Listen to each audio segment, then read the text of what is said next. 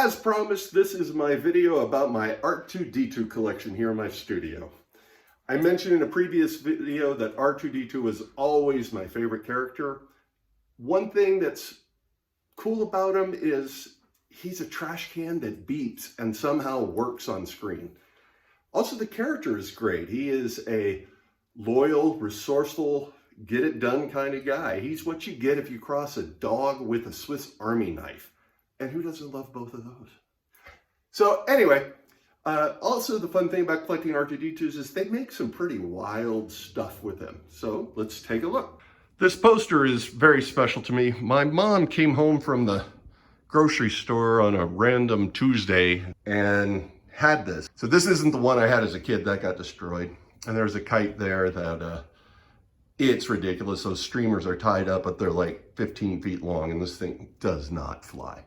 I have one in particular that I really like that I keep in my office, which is this picture frame.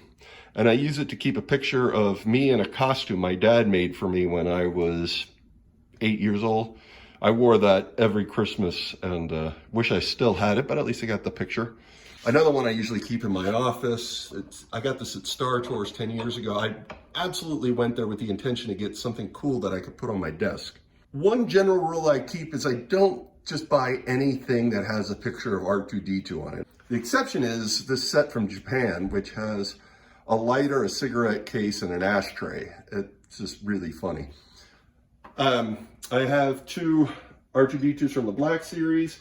This is the most recent Lego set, and I put some lights on it, which really makes it look way cooler.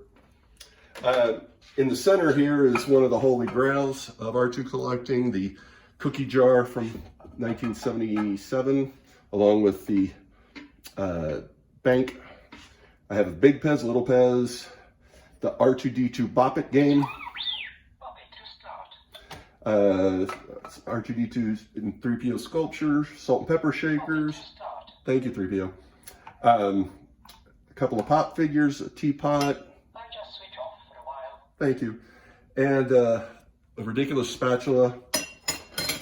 This is a great Stein, a Bluetooth speaker, and a dog dish. This is the Sphero R2-D2 that you control with your phone.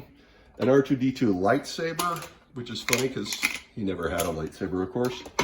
This was one I got suckered in. There was an ad online for this lamp, and in the pictures, it looked like a regular sized lamp, which it is not, and it is pathetic, and I got swindled.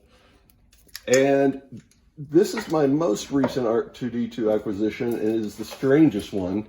It's some sort of mashup between RoboCop and R2-D2. I don't know why it exists. Apparently it's number 10045. I got it off of eBay, and I'm always on the lookout for something really unique and ridiculous, and this fit the bill. A few years ago, I got my ear pierced, so I got a couple R2-D2 earrings that I tend to wear. When we bought this house, my wife looked at this little cubby and looked at me, and she knew exactly what I was going to put in here. And I think back then, about 20 years ago, all my R2-D2s fit in here. She is actually a very good enabler of this hobby. She has bought me a lot of my R2-D2s. This shelf has my smallest one. It's on this Naboo cruiser. It's this little flip up door, and it has this little dot of an R2-D2. I've never had an opportunity to wear my cufflinks, and I have a one-of-a-kind R2-D2 here. A friend of mine, Krista, made this when she was taking a pottery class.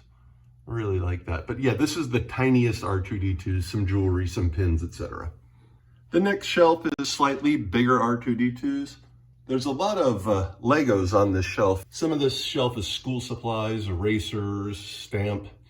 I actually used this pen for making notes the whole time I mixed my first album. This is the modern action figure shelf of R2-D2. This is a custom one I bought off of eBay. Somebody did a R2 in carbonite, which doesn't make any sense, but is fun anyway. Some of them beep. This one was anniversary one, and it's silver. I think the two favorite are this one that has a pop-up scope and arms you can attach. And then this one, which came with Princess Leia hologram, and it just feels good. Its head clicks like the original one did, has the restraining bolts on it, the little light up reflectors in the eyes. This one just feels like a good R2-D2, and it has the pop out third leg. So if I just had to grab one off of the shelf, it would be that one. But yeah, they've done so much. R2-D2 covered in mud, R2-D2 being electrocuted, R2-D2 after he was shot in the X-Wing fighter, R2-D2 with bartender set. This shelf is mostly R2 and 3PO. The necklaces from the 1977, I remember my babysitter had this 3PO necklace. The Action Master R2 and C3PO from the 90s.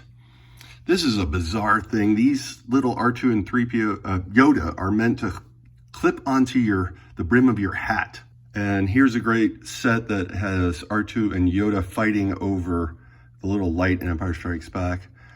Some more crossovers in here. We got M&M crossover. We got Hot Wheels crossover. In the back, we have the Ralph McQuarrie concept. And this R2 3PO together is like a Rubik's Cube. This one's kind of ridiculous too. It's supposed to be R2-D2 and 3PO intertwined in a necklace. Make all the jokes you want there. It's ridiculously small. I love it. This is a holiday shelf. So at Christmas, I have a little tree I put on my piano and put all these out there. And a tin from Valentine's Day. This set came out in like 95, 96 from Hallmark. I really liked that because that's, you know, the dark ages when there wasn't a lot of Star Wars stuff. And this pair of figures here is based on the Ralph McQuarrie Christmas card. This is kind of a technology shelf. This was a little remote control R2-D2 that was controlled by a lightsaber. We got a night light. These all light up in various ways. Old phone cases. My phone has been R2-D2 obviously for a while. And here's old iPhone cases. Then you gotta have the R2-D2 virtual pet. This is kind of the food product aisle. But yeah, Campbell's soup can with R2-D2 on it. It's just kind of fun. A candle. These were like tins for candy. This was a bottle cap. This one makes no sense. It was a promo from a fast food restaurant, and it has a little light up stormtrooper in it. I don't know what this is supposed to be. This is really fun. It is a drill. More electronic ones, an alarm clock, some games like a Simon game. What the hell is this one? This is the measuring cup and measuring spoon set. If you have ever seen these, you touch it, it falls apart. So I'm not going to touch it. Behind it is a really cool one. It is a can holder. You can put a can of beverage in there and then pull back and it'll drive forward like an old wind-up car. And on the floor, because I have no more room, a couple of lunch boxes and a little game controller for a very lame game. This is my sheet music holder, and on top I have a few R2-D2s here. The one on the wall is supposed to look like he's busting through, coming through the wall. I actually bought that at the Holocron store in Fort Worth. I actually used this lunch bag the whole time I was working for Holocron. This is a paper R2-D2. It came in a book that you could put together. I'll talk more about paper in a minute. And this one I have had since the 90s. It's a bank. You're supposed to put a coin here. 3PO's arms are supposed to move. I am BCP, Human Cyborg Relations, and this is my counterpart, R2-D2.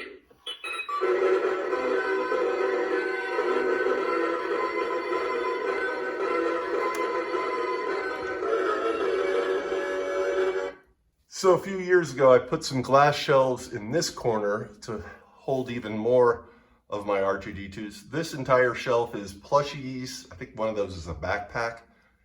They have to be up there because my dog wants every one of them. This is the vintage shelf. This would be the card back from the very first figure I bought in 1978. mailed away for the display stand. This is a light switch flipper. This is the model kit you could buy. This is the R2-D2 with a third leg from the Droid Factory playset. In the back is a remote control R2-D2. This is a plastic bank, a soap dispenser, the 12-inch action figure, and then the book that the story of Star Wars that came with a little record. I don't have the record. This one I want to talk about is a little shampoo bottle. It's still full. You know, whenever I travel, I'm always on the lookout for cool toy stores or collector stores and looking to see if there's something I can add to my collection. This one I picked up when I took my kid to college. So I came home without a kid and came home with that. So I guess, did I trade my kid for a bottle of shampoo? Probably not. A lot of the R2s on this shelf are mugs you can drink out of. This is a Stormtrooper helmet that looks like R2-D2, which is bizarre. This one here, I bought at Disneyland, yeah. And I kept it on my desk at work for years and years. So it actually got a lot of use. There's a stocking, a couple silly straws, some pencils. This is probably my favorite in the collection. It's from Japan. It looks like an action figure. It looks like a keychain. But, there it goes. It is actually a lighter. That is just wonderfully bizarre. This is the homemade section of my collection. These are mostly paper models that I've built, though 2 of these are Lego kits.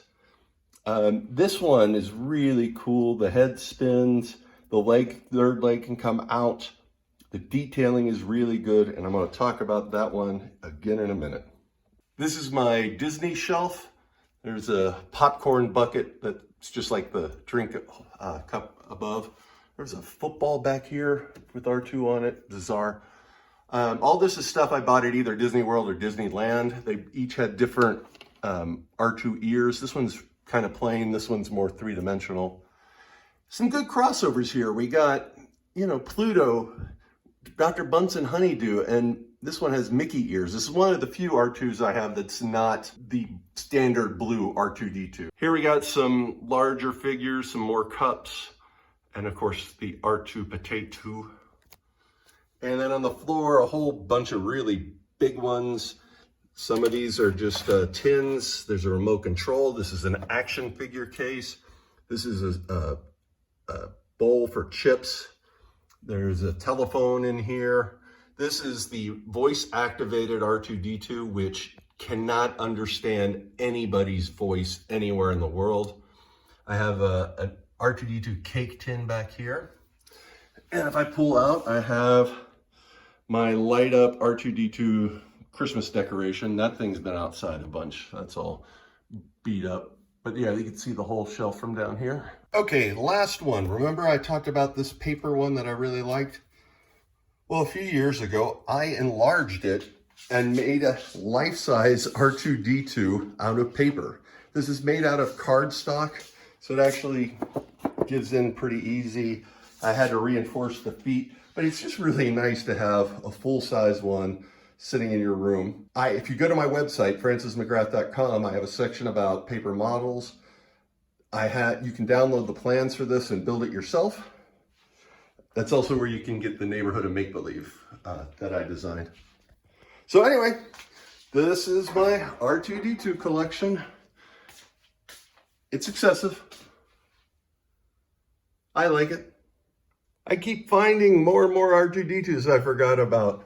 Sitting on my piano is it's a mug, but I use it as a pencil holder.